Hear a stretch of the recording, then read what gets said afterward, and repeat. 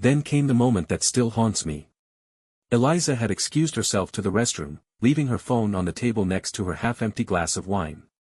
My gut had been churning for hours, my instinct screaming at me that something was off. I kept watching them throughout the night, the way Clark would lean in when she spoke, the way his hand would rest on her back just a second too long.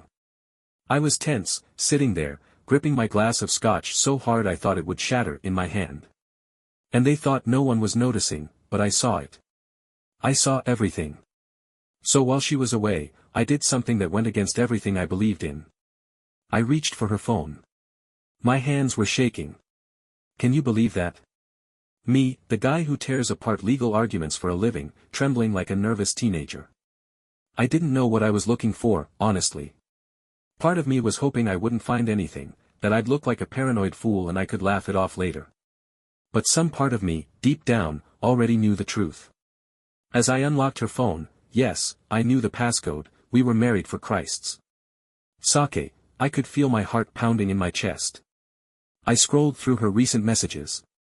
Nothing really standing out, just the usual back and forth with her coworkers and a couple of friends.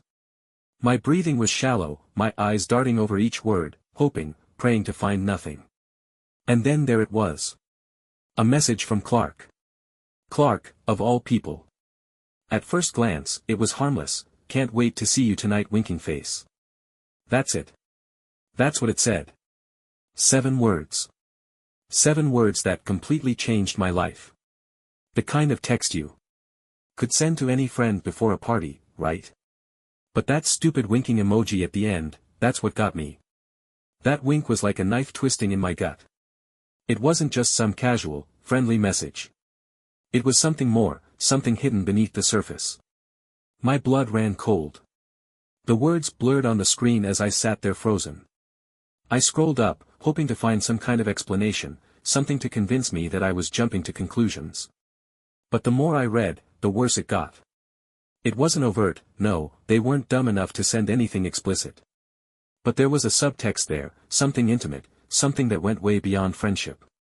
There were inside jokes, little flirtatious comments that they both knew only the other would understand. Things like, "Remember last time, winking face," and, "I hope we can find a better spot tonight." It didn't take a genius to figure out what they were talking about. I sat there staring at the screen, feeling the ground beneath me give way. Everything I thought I knew about my life, my marriage, my best friend, started crumbling down like a house of cards. You know that moment in movies where everything slows down and the main character has this out-of-body experience? That's exactly how it felt. It was like watching my entire world unravel in slow motion, and I couldn't do a damn thing to stop it. I must have read that text a dozen times, my mind trying to make sense of it. My pulse was racing, my palms sweaty, the noise of the party around me fading into the background. For a brief moment, I even considered putting the phone back and pretending I hadn't seen anything. I mean, maybe I was overreacting, right? Maybe this was all just some innocent misunderstanding. But the pit in my stomach told me otherwise. This wasn't innocent. This was betrayal in its rawest form. And I was standing on the edge of a cliff, ready to fall. Eliza came back from the restroom, oblivious to the storm raging inside me. She smiled, asked me if I wanted another drink, completely unaware that her entire world was about to come crashing down. I slipped her phone back onto the table before she could notice I had been holding it, trying to act as normal as possible, even though I felt like I was about to explode. I forced a smile and nodded, my throat tight, my mind screaming at me to do something, say something. But I couldn't. Not yet. That was the moment I realized our marriage was hanging by a thread, and I had no idea how to fix it, or if I even wanted to anymore. I sat there watching her, my heart pounding in my chest, knowing that from this point on, nothing would ever be the same. I needed more proof. As much as that text gutted me, part of me still hoped I was wrong. Maybe it was just my imagination running wild, fueled by paranoia and jealousy. Maybe that message didn't mean what I thought it did. I tried to convince myself it could all be innocent, that I was overthinking everything. But deep down, I knew the truth. I just didn't want to accept it yet. I needed to see it for myself, to be sure, because if I was going to confront Eliza and blow this whole thing up, I couldn't afford to be wrong. So one evening, when Eliza said she'd be working late, I decided to follow her. Yeah, it sounds like something straight out of a bad detective movie, but desperate times called for desperate measures. She had been working late a lot lately, claiming she had big projects coming up, meetings with clients, and tight deadlines. I had swallowed her excuses for weeks, trying to play the understanding husband. But that night, I wasn't going to be played anymore. I waited until she left the house, her heels clicking confidently down the driveway, her perfume lingering in the air like poison. I gave her a few minutes head start before grabbing my car keys and heading out. My heart was pounding as I tailed her, keeping a safe distance so she wouldn't spot me. She wasn't headed toward the office, that much was clear. Instead, she was driving toward the city center, which immediately set off alarm bells in my head. Why the hell would she need to go downtown for work? After about 20 minutes, she pulled into the parking lot of a small hotel. You know the kind I'm talking about. Cheap, quiet, out of the way, the kind of place where people go to disappear for a few hours. My stomach churned as I parked down the street, far enough that she wouldn't notice me, but close enough to keep an eye on her. I watched as she got out of the car, casually glancing around, clearly making sure no one was watching. And then, right on cue, he showed up. Clark. There he was, my best friend, walking toward her like he didn't have a care in the world, like he wasn't about to meet my wife at some sleazy hotel. I gripped the steering wheel so hard I thought it might snap in my hands. My chest was tight, and I could feel my pulse in my ears as the scene unfolded in front of me. A living nightmare I couldn't wake up from. They didn't waste any time. As soon as Clark reached her, he wrapped his arm around her waist like it was the most natural thing in the world, pulling her in close. My breath hitched as I watched him lean down, pressing his lips to hers in a slow, deliberate kiss. It wasn't rushed, wasn't some quick guilty peck, no. This was something deeper, something that screamed of routine. The way they moved together, the way their bodies fit perfectly, it was clear this wasn't the first time. Not by a long shot. I sat there watching my wife betray me, watching the woman I had loved for over a decade fall into the arms of another man. My best friend, my brother. They stood there for what felt like hours, lost in each other, completely unaware that I was sitting just yards away, watching their every move. It was humiliating. I felt like a fool, like every happy memory, every tender moment we had shared was suddenly a lie, and I was the idiot who hadn't seen it coming. The pain was sharp, stabbing at me with every second that passed. But mixed with that pain was something else, something darker. I was angry. No, I was beyond angry. I was furious. But even then, as I watched them laughing quietly and walking toward the hotel entrance, I didn't lose control. I couldn't afford to. Not yet. I wanted to storm out of the car and confront them right there. I wanted to scream, punch Clark in his smug face, and drag Eliza out by her hair. But that wouldn't have done any good. No, that would have been too easy for them. I wasn't about to give them the satisfaction of seeing me break. Instead, I stayed put, silently seething, every fiber of my being focused on keeping myself together. Because I had a plan. I wasn't going to let this end on their terms. This wasn't going to be some pathetic story where the guy gets cheated on and just takes it. No, I was going to make sure they paid for what they did. But I needed time. I needed to think, to prepare. So I sat there in the shadows, watching them disappear into the hotel, knowing full well what was about to happen behind those walls. And instead of confronting them, I turned the engine on and drove away. My revenge was starting to take shape in my mind. And when it was all said and done, it wasn't going to be pretty. Revenge wasn't something I could rush. I needed to be smart, to gather as much information as possible before making my move. So I became a shadow, always one step behind them, but never letting them know I was there. I started by recording their phone calls. Eliza had become predictable, always stepping outside to take her work calls when she thought I wasn't paying attention. I installed a program on her phone, something I'd picked up from a tech-savvy client, so I could listen to everything. I followed her on days she said she'd be working late, waiting for her to meet Clark in one of their regular spots. The anger inside me was growing, building with every piece of evidence I collected. But I didn't let it consume me. Not yet.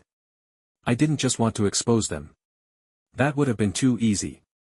If I just came out and told the world they were behind my back, sure, it would have caused a scandal, but they would have moved on eventually. No. I wanted them to feel the same humiliation, the same pain that had been gnawing at me since the day I saw that text. They had to suffer. And I was going to make sure of it. And that's when the call came. Haley, Clark's wife. It was unexpected, to say the least. I hadn't spoken to her in weeks. She and Clark had always seemed like the perfect couple, at least on the surface. If I was blindsided by Eliza's betrayal, I couldn't imagine what Haley was going through. But when she called, she was surprisingly calm. At first, I didn't think much of it. She just asked how I was doing, made small talk, the usual pleasantries. But there was something in her voice that caught my attention. An uncertainty, like she was trying to figure something out without coming right out and saying it.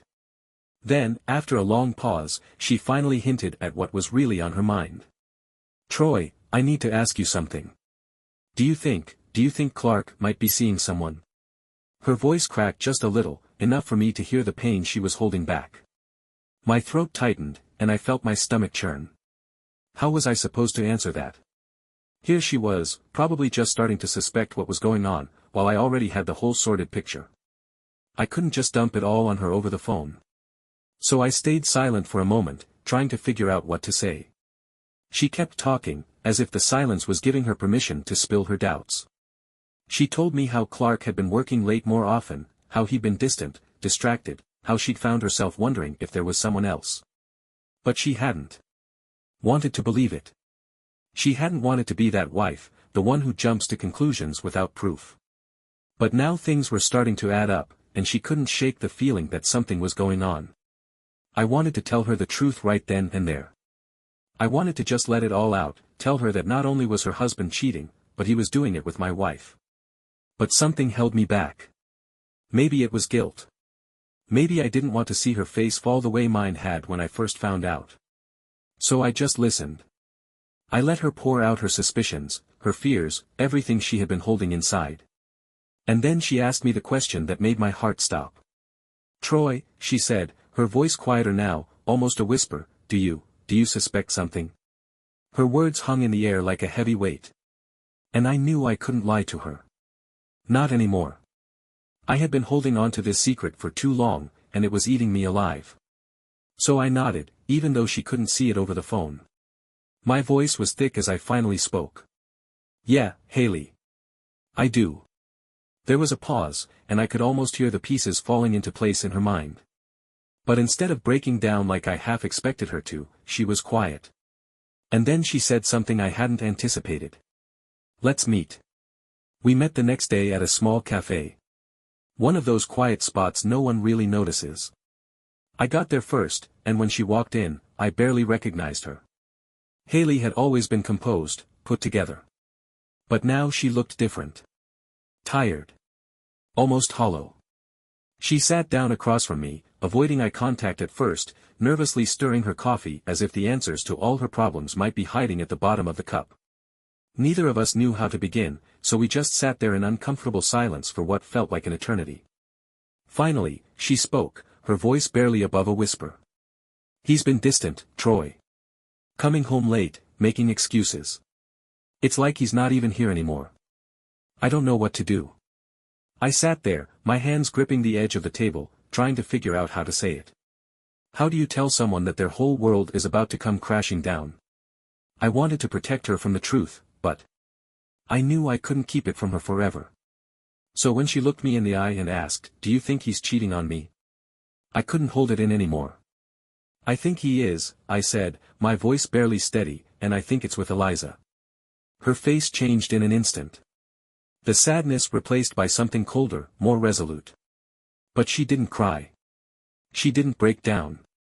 Instead, she leaned in closer, her eyes narrowing with a steely determination I hadn't expected. "Then let's make them pay." Her words hit me like a punch to the gut. She wasn't looking for pity or sympathy. She was looking for revenge. And suddenly I realized we were on the same page. She wasn't going to be a victim, and neither was I. We were going to take back control together. I nodded, the gears in my mind already turning. We were going to do this right. And when we were done, Clark and Eliza wouldn't know what hit them. From that moment on, Haley and I started seeing each other more often. It was supposed to be strictly business, planning how to catch our spouses in the act.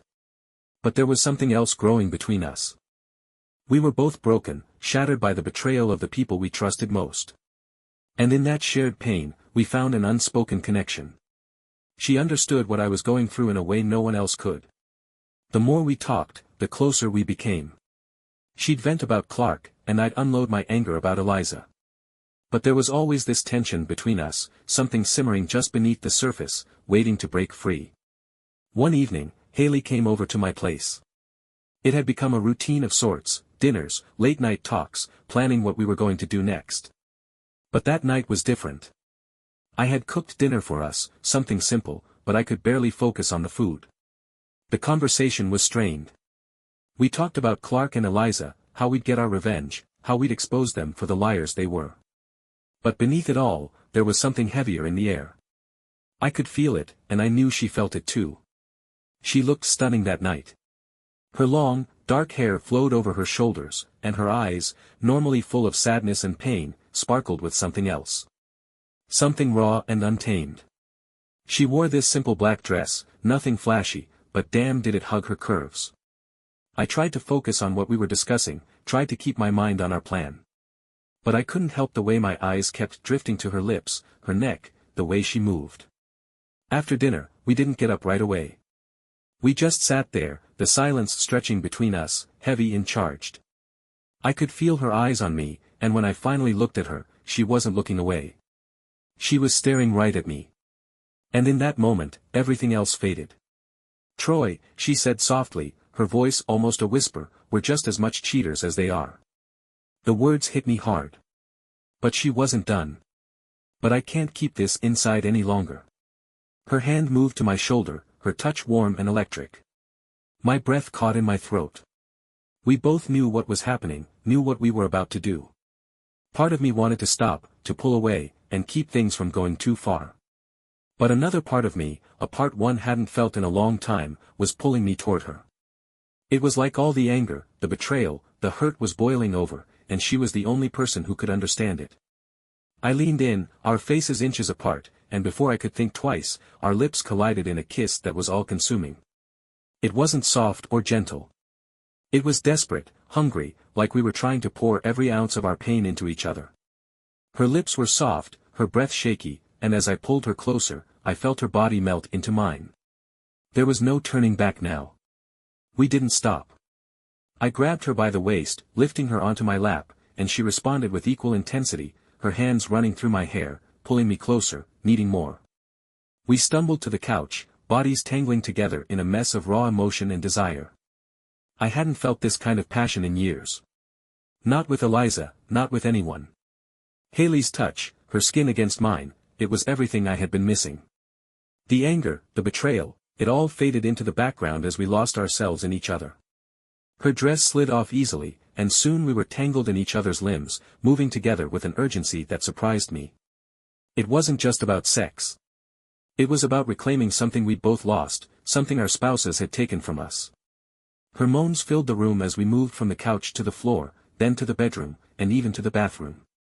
Neither of us willing to stop, neither of us wanting to come down from the high of forgetting who we were, if only for a few hours.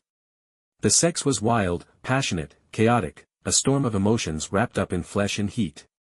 We were two people trying to outrun our pain, using each other as an escape from the mess our lives had become. And for those few hours, it worked. I wasn't thinking about Eliza or Clark. I wasn't thinking about revenge or betrayal. I was thinking about Haley, about her body, her warmth, her breathless moans in my ear. But afterward, when the heat of the moment faded and reality set in, I lay there staring at the ceiling, the weight of what had just happened pressing down on me like a boulder. Haley was asleep next to me, her body curled against mine, but I couldn't close my eyes. The truth was gnawing at me, digging into my gut. I had betrayed Eliza. Yes, but more than that, I had betrayed myself. In letting go, in crossing that line, I had become part of the very thing I hated. I had stooped to their level, and no amount of revenge would ever change that. After that night with Haley, everything shifted. It wasn't just the sex that changed things, it was the realization that I had crossed a line, both physically and morally. The floodgates had opened, and all the anger, betrayal, and despair I had kept buried for so long came rushing out. Haley and I continued seeing each other, but now each time we met, there was a constant undercurrent of tension, a fear that we'd be caught. The passion between us was undeniable, but so was the growing anxiety. We were both playing with fire, and we knew it. Still, she was the only person who truly understood me during this time. With Haley, I didn't have to pretend, didn't have to wear the mask of the composed, successful lawyer who had it all together. She saw through all that. And as much as we tried to stick to our original plan to get revenge on Eliza and Clark, the lines kept blurring. Our conversations became more strained, our meetings charged with a mix of passion and guilt. But despite everything, we couldn't stay away from each other. We were both too deep into this mess. Meanwhile, things with Eliza kept spiraling downward. We barely spoke, and when we did, it was like talking to a stranger. The warmth, the love, everything that had once made us work as a couple had evaporated. Our conversations were cold and clinical, like two people forced to share the same space but with nothing left to say. I couldn't take it anymore. I was done playing the part of the oblivious husband. I had seen enough, heard enough, and felt enough. I didn't want to be the one who walked away looking defeated, though. No. After everything I discovered about her affair with Clark, I was determined to take control. If anyone was going to walk away with their dignity intact, it was going to be me. I needed to act fast, and I needed to be ruthless. Then came the call that changed everything. It was my private investigator. After weeks of following them, digging into their every move, he had finally delivered the one thing that would seal the deal: evidence. Real, hard, undeniable evidence. He handed me a folder filled with photos, videos, and screenshots of their conversations. There they were, in living color. Eliza and Clark, caught red-handed at that hotel. I had everything I needed to not only confront Eliza, but also to take her down in court. With cheaters, you don't play fair, and I wasn't about to start now. The moment I got that folder, everything shifted in my mind. I had been waiting for this, waiting for the moment when I could take control of the situation and flip the narrative. I wasn't going to let Eliza play the victim or manipulate the situation anymore. This was my move now. That evening, I decided to set the stage. I cooked dinner, nothing fancy, just enough to make it seem like a normal night. I poured wine, lit some candles, and waited. I had to keep calm, had to make it look like everything was fine. When Eliza came home, she was already suspicious. I could see it in the way she hesitated at the door, in the way her eyes scanned the room like she was trying to figure out what was going on. But she sat down at the table anyway, took a sip of wine, and forced a smile. "We need to talk," I said, my voice steady even though my heart was racing. I watched as she gripped her wine glass a little tighter. I started off slow, gentle, almost like nothing was wrong. I didn't want her to see what was coming. But the moment she started with her excuses, trying to justify her late nights, trying to pretend like everything was still fine, that's when I pulled out the photos. I laid them out on the table in front of her, one by one. Her and Clark, standing too close in that hotel parking lot. A picture of them holding hands, laughing like they didn't have a care in the world. And the final one, a shot of them kissing outside the hotel. Her face went white as a sheet, the blood draining from her cheeks. She stared at the photos, her hands shaking. "How could you do this?" she finally shouted, her voice breaking with a mixture of fear and anger. But there was no remorse in her eyes, just shock that she had been caught. I didn't raise my voice. I didn't need to. I just looked at her coldly, my words coming out like ice. "You're the one who betrayed us, Eliza, not me." I paused, letting the weight of my words settle over her. "I'm filing for divorce, and by the way, I've already spoken to my lawyer." That last line hit her hard. She hadn't expected me to be the one in control. She had assumed she'd be able to manipulate her way through this, maybe even turn the tables on me somehow. But now she was realizing just how wrong she had been. I wasn't the naive husband she thought she could play.